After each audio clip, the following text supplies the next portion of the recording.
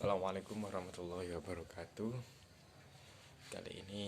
Pada kesempatan kali ini masih bertemu lagi dengan saya Muhammad Yusuf Mutakin,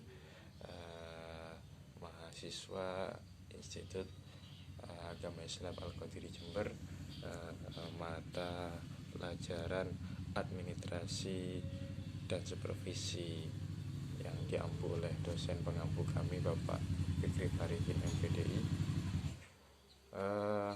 Pada kesempatan kali ini kami akan membahas tentang organisasi, di mana pengertian organisasi pendidikan.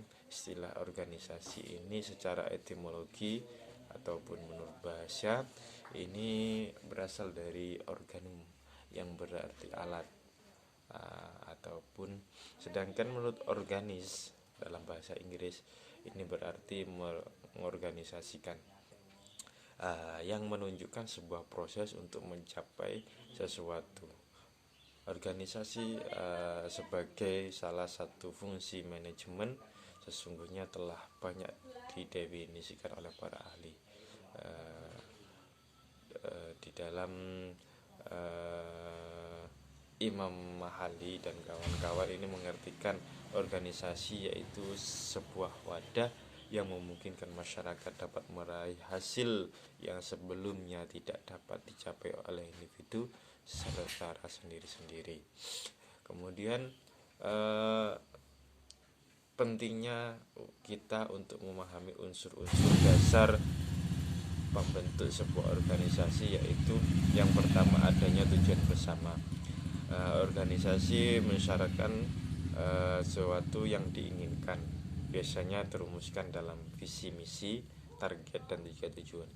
Dalam hal ini sekolah atau pendidikan harus merumuskan visi misi, tujuan pendidikan dalam wadah dan sistem pendidikan tersebut yang ingin dicapai. Kemudian adanya kerjasama antara dua orang atau lebih untuk mewujudkan tujuan bersama. Kemudian adanya pembagian tugas untuk efektivitas, efisiensi, dan produktivitas organisasi. Kemudian adanya kehendak bekerja sama untuk mencapai tujuan. Aspek-aspek organisasi pendidikan yaitu komponen-komponen yang harus ada di dalam suatu organisasi. Nah, sedangkan keberadaan komponen ini yaitu sebagai pilar dari suatu organisasi. Artinya, jika salah satu komponen organisasi tidak berfungsi, maka organisasi akan berjalan pincang atau sama sekali tidak berjalan. Dalam pandangan sistem organisasi mengalami entropi, yaitu kondisi di mana organisasi dikategorikan hancur. Kemudian selanjutnya yaitu jenis-jenis organisasi. Organisasi yang pertama yaitu organisasi formal, di mana organisasi formal adalah organisasi yang dicirikan oleh struktur organisasi. Keberadaan organisasi menjadi pembeda utama antara organisasi formal dan informal. Struktur dalam organisasi formal dimaksudkan untuk menyediakan penugasan, kewajiban, dan tanggung jawab kepada personil dan untuk membangun hubungan tertentu di antara orang-orang pada berbagai kedudukan. Sekolah dasar contohnya organisasi formal. Kemudian yang kedua adalah organisasi informal. Interaksi antara dua orang dalam organisasi formal pasti akan menghasilkan sebuah perkembangan hubungan yang tidak saja hubungan struktural, terlebih pada organisasi pendidikan atau sekolah, di mana kekeluargaan menjadi salah satu landasan perilaku. Perkembangan hubungan dari interaksi orang dalam organisasi ini akan mengikat secara kuat sentimen-sentimen dan komitmen setiap orang, sehingga muncul empati dan simpati satu sama lain. Hubungan inilah yang terus tumbuh selama organisasi formal itu yang dinamakan organisasi informal. Hubungan interaksi ini tidak berstruktur sebagaimana struktur organisasi formal.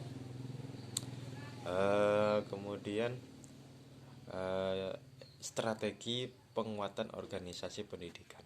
Kesuksesan di dalam sebuah organisasi itu sangat tergantung kepada para anggotanya. baik dalam hubungan hal individu, antar individu maupun sesama kelompok. Sikap yang sangat penting ini dalam pembentukan komunikasi yang solid adalah dengan membangun komunikasi dan saling memberikan kepercayaan. Selain itu, dalam berorganisasi dibutuhkan pula kualitas serta integritas yang tinggi, karena dengan semua itu akan terbentuk struktur organisasi yang harmonis.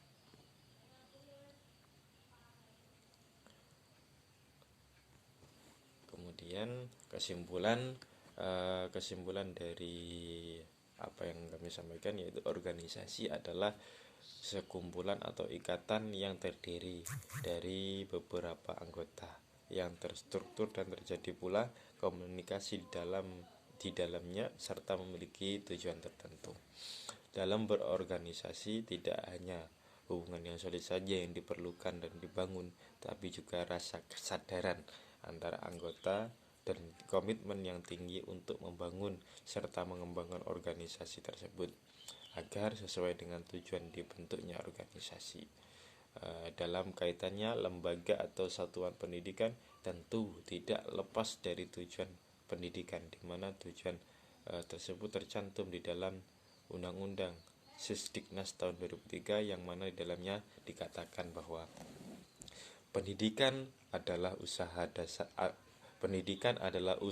sadar dan terencana untuk mewujudkan suasana belajar dan proses pembelajaran agar peserta didik secara aktif mengembangkan potensi dirinya untuk memiliki kekuatan spiritual keagamaan, pengendalian diri, kepribadian, kecerdasan, akhlak mulia, serta keterampilan yang diperlukan dirinya, masyarakat, bangsa, dan negara. Maka jika melihat dari tujuan pendidikan tersebut, maka setidaknya pendidikan dalam artian idealnya harus benar-benar dijalankan sesuai dengan prinsip-prinsip organisasi secara formal, yaitu menjadikan manusia sebagai insan kamil. Demikian yang dapat kami sampaikan, kurang lebihnya kami mohon maaf. Assalamualaikum warahmatullahi wabarakatuh.